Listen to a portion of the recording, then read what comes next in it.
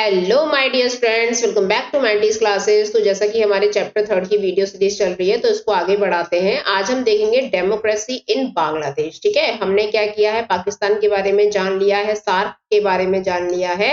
अब हम देखेंगे कि बांग्लादेश में डेमोक्रेसी का क्या हाल था और बांग्लादेश में जो डेमोक्रेसी है वो कैसे इम्प्लीमेंट होती है, नहीं होती है, व्हाटएवर। यहाँ पे बता रहा है कि 1947 से लेके 1971 तक इसको क्या बोला जाता था, इसको बोला जाता था ईस्ट पाकिस्तान। ठीक है, जो बांग्लादेश है ना, इसका पुराना नाम क्या था, ईस्ट पाकिस्तान था। और जब इसका पार्टीशन नहीं हुआ था, मतलब इंडिया और पाकिस्तान का जब पार्टीशन नहीं हुआ था, तो बंगाल और आसाम का जो रीजन है इसको पूरा मिला के यहाँ पे बांग्लादेश बनाया जाता था। पहले बांग्लादेश हमारी ही टेरिटरी थी, लेकिन जैसे ही पाकिस्तान अलग होता है तो मेजोरिटी के हिसाब से वहां पे पार्टीशन कर दिया जाता है। यहाँ पे जो है वेस्ट पाकिस्तान बन जाता है और यहाँ पे जो है ईस्ट पाकिस्तान बन जाता है, because of majority of Muslims. ठीक है, तो उसकी वजह से यहाँ पे क्या है, ये जो दो देश हैं अलग अलग बन जाते हैं। लेकिन यहाँ पे क्या है, ये रेगुलेट जो है ईस्ट पाकिस्तान को कौन कर रहा होता है, इतना दूर बैठ के वेस्ट पाकिस्तान। तो यहीं पे ये पूरी कहानी इसकी स्टार्ट होती है स्टूडेंट।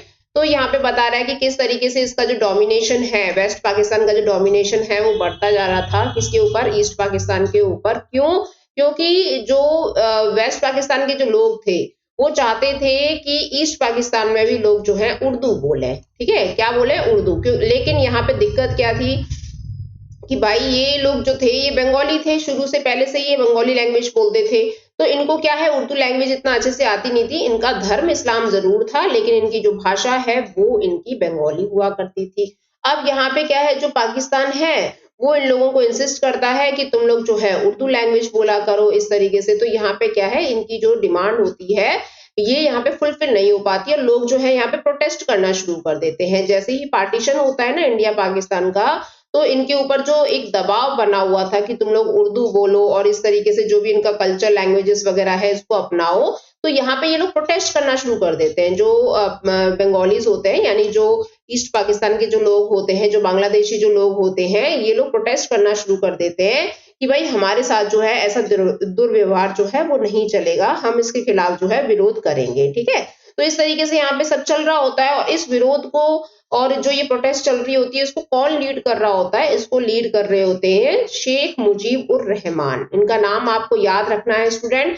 तो यहाँ पे शेख मुजीब उर रहमान बोलते हैं कि भाई बहुत हो गया, अभी हम लोग जो है इस तरीके से डोमिनेशन नहीं सहेंगे, और अपनी आवाज ये ऊंची करते हैं और ये डेमोक्रेसी की मांग करते हैं और बोलते हैं कि भाई हमको अपने ही देश में अपने हिसाब से सत्ता चलाने दो, अपने हिसाब से एडमिनिस्ट्रेशन चलाने दो।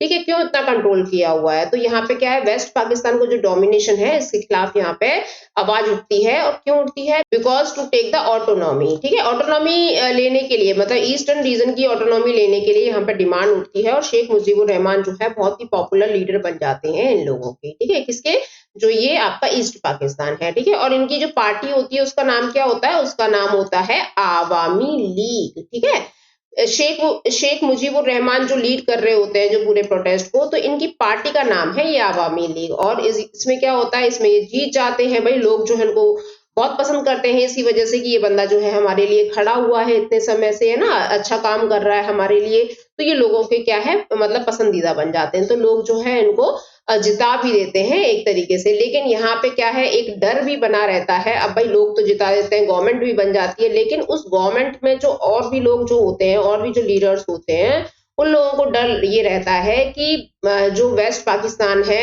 कहीं वो हमारे ऊपर कोई कार्रवाई ना कर दे, कहीं वो हमसे नाराज ना हो जाए। तो इस तरीके से यहाँ पे चीजें चल रही होती है। तो जो लीडर्स होते हैं वो बहुत रेफ्यूज होते हैं इस तरीके की असेंबली को हेल्ड करवाने के लिए। लेकिन शेख मुजीबुर रहमान जो है वो बिल्कुल निडर थे। उन्होंने बोला कि भाई आप लोग जो है निश्चिंत रहिए एक तरीके से। लेकिन ऐसा हो नहीं पाता है ना, क्योंकि एक पर्सन के बोलने से थोड़ी ना बाकी के सारे जो लोग हैं वो मान जाएंगे। तो यहाँ पे ऐसे नहीं हो पाता है और शेख मुजीबुर रहमान को क्या है, अरेस्ट कर लिया जाता है। किसके द्वारा करवा दिया जाता है, जनरल याया खान। अब देखो ये याया खान जो है ये कहाँ बैठे हैं, ये वेस्ट पाकिस्तान के प्राइम मिनिस्टर हैं उस समय पे। और जो शेख मुजीबुर रहमान है लोगों के साथ जो है ये प्रोटेस्ट में हिस्सा ले रहे थे, तो एक तरीके से यहाँ पे उनको फेम मिल जाता है, तो लोग उनको पसंद करने लग जाते हैं कि भाई हमारी जो नैया है यही पार करा सकता है। तो इस वजह से यहाँ पे चीजें चल रही होती हैं। लेकिन ये चीज यहाँ पर जो वेस्ट पाकिस्तान में बैठे हुए लीडर्स होते हैं ना, इनको ये बिल्कुल भी अच्छी नहीं लग रही होती है कि किस तरीके से लोगों को भड़का रहा है, मास मूवमेंट करवा रहा है इस तरीके से।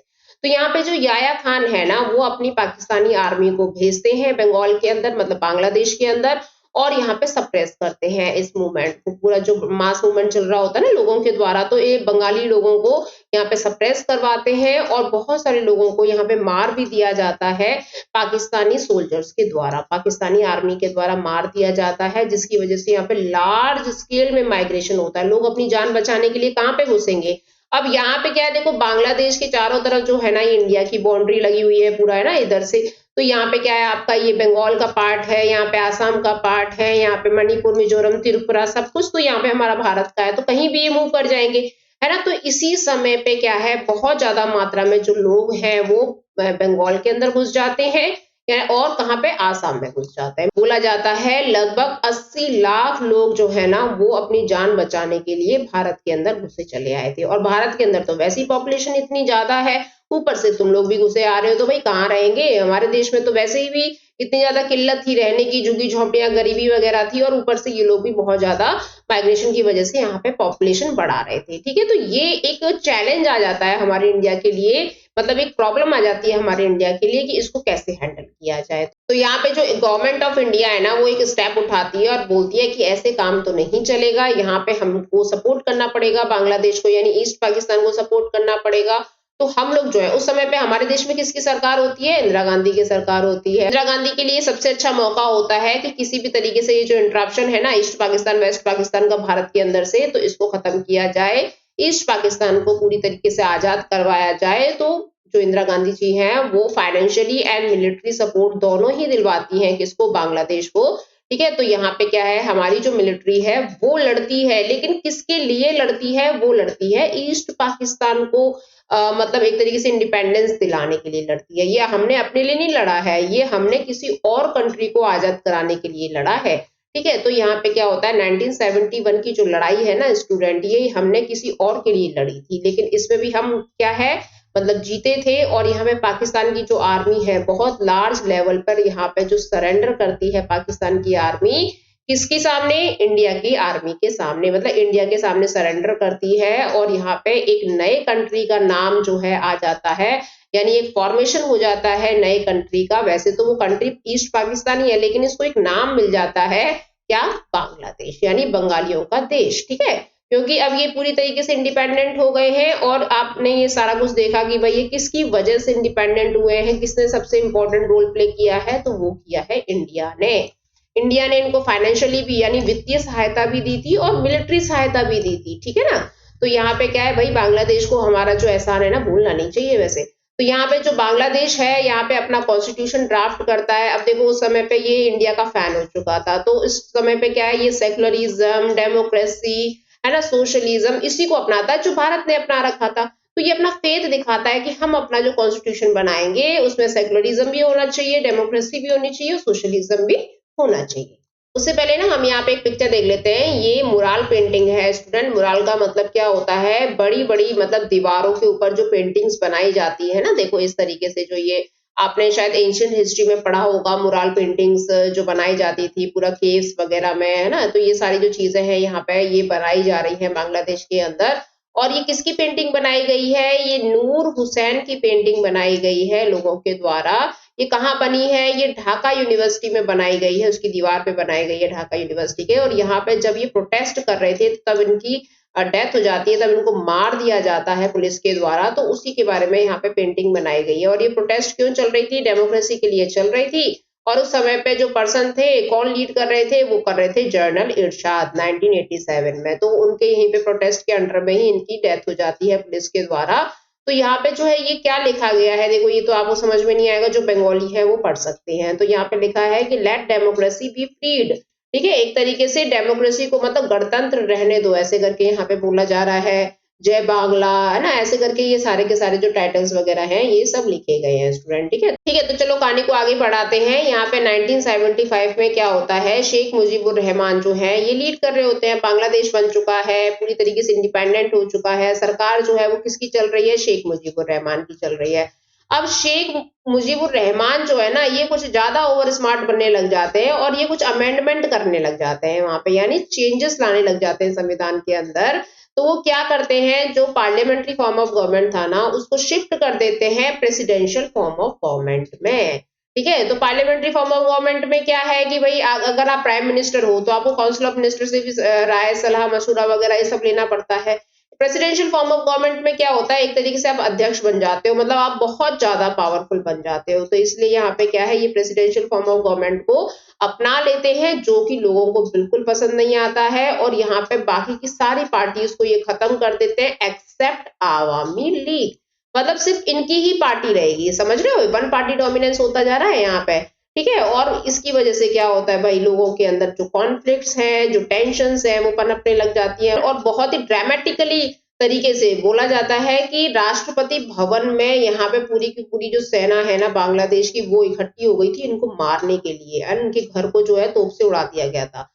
ठीक है, तो ऐसे करके मतलब बहुत ही जो वहां के जो ऑफिसर्स वगैरह थे ना वो सब इनके अगेंस्ट में खड़े हो जाते हैं, और शेख मुजीबुर रहमान का असैसिनेशन कर दिया जाता है। किसके द्वारा, मिलिट्री के द्वारा कर दिया जाता है उनकी।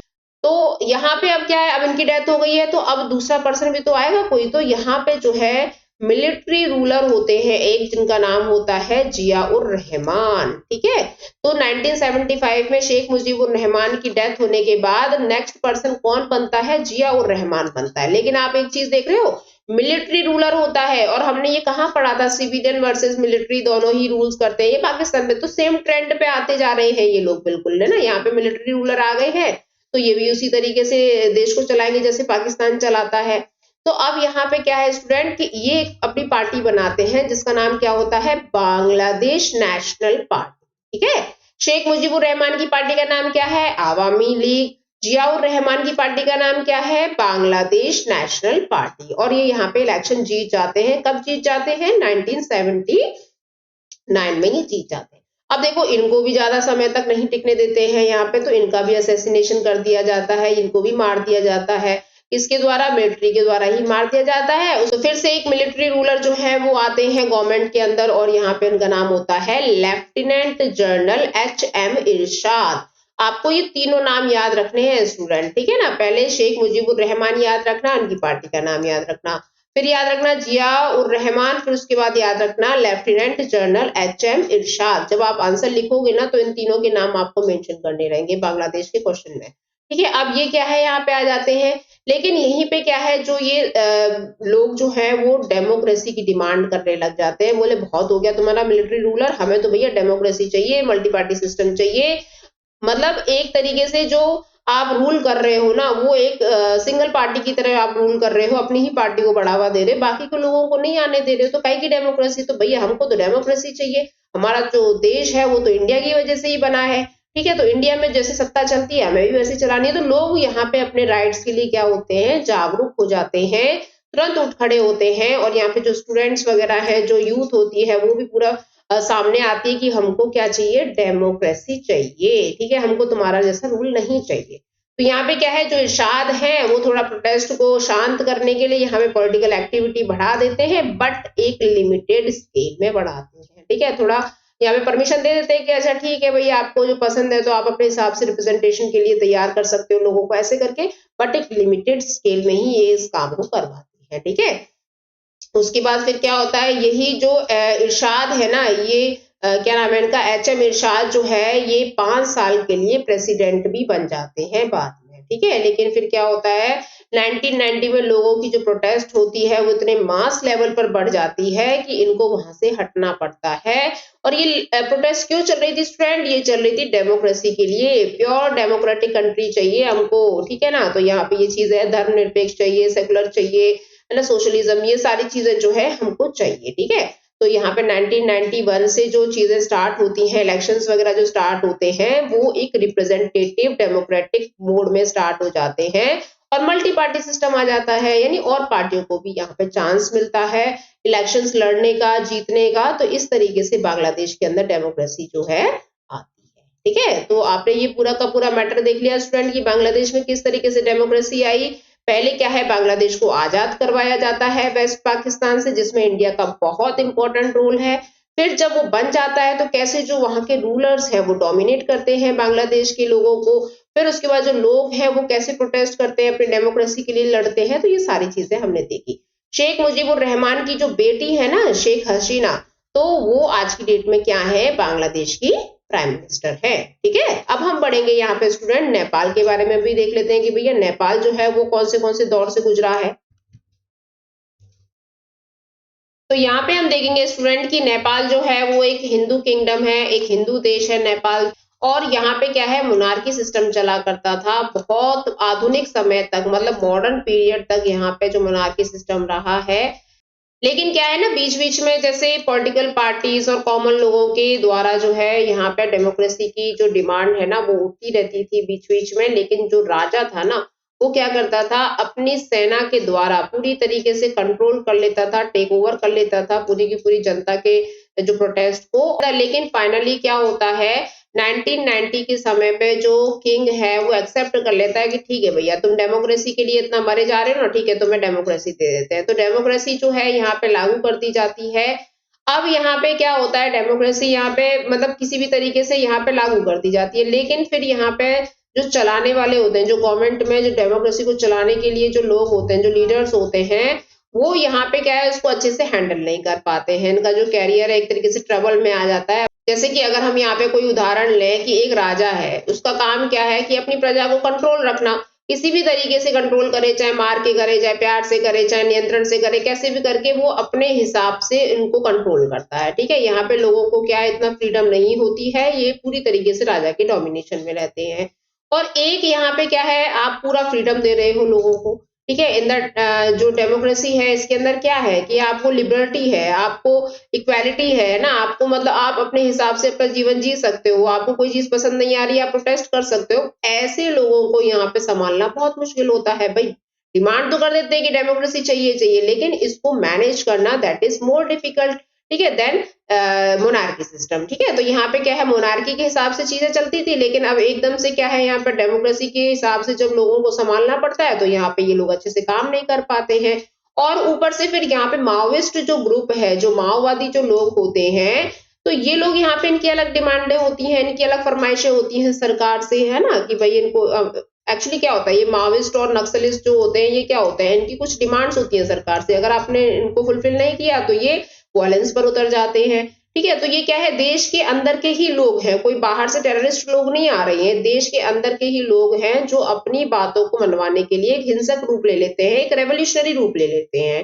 ठीक है, तो यहाँ पे माओविस्ट जो ग्रुप था, माओविस्ट जो गुरिल्ला वाले लोग थे, ये सरकार से झड़प करते रहते थे।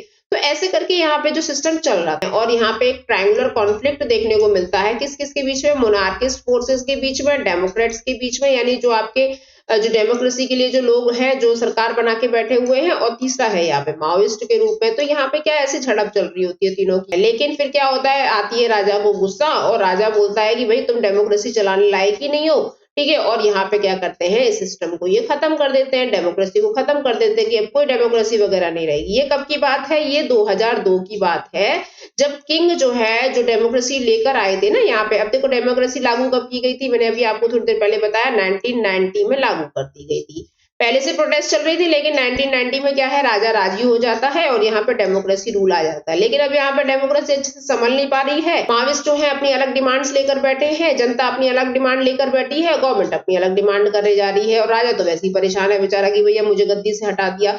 तो ऐसे करके यहाँ पे चीजें चल रही थी। तो 2002 में जो है राजा को भी एक मौका मिल जाता है, और वो डिक्लेयर कर देता है कि तुम लोग जो है डेमोक्रेसी को नहीं चलाओगे। अब फिर से क्या है, यहाँ पे कौन सा रूल आ जाएगा स्टूडेंट, यहाँ पे मोनार्की सिस्टम आ जाएगा। ठीक है, तो 2002 में आ जाता है फिर से मोनार्की सिस्टम, जो 2002 में जो भंग कर दी गई थी, जो खत्म कर दी गई थी, इसको दोबारा से रिस्टोर कर लिया जाता है। ठीक है ना। उसके बाद अब हम देखेंगे यहाँ पे जो नेपाल का ट्रांजिशन हुआ है, ये ऑलमोस्ट कंप्लीट हो जाता है, पूरी तरीके से कंप्लीट नहीं है, पूरी तरीके से मुकम्मल नहीं हुआ है यहाँ पे, पर ऑलमोस्ट यहाँ पे कंप्लीट देखने को मिला है। यहाँ पे जब कॉन्स्टिट्यूशन को बनाने की बात आती है स्टूडेंट, इसको ड्राफ्ट करने की बात आती है, तो एक चीज आती है यहाँ पे कि हमारा जो पहले से रूल चलता आया है हमारे देश के ऊपर, जो राजाओं का रूल चलता रहा है, तो हम उसको एक तरीके से नॉमिनल हेड के रूप में देखें, एक नॉमिनल मोनार्की के रूप में देखें। ठीक है, ये हमारी ऐतिहासिक एक धरोहर रही है हमारे जो राजा रहने की हमारे देश के अंदर, तो इसको हम आगे तक लेके चलते हैं। तो इस पोस्ट को तो हम लेके चलेंगे।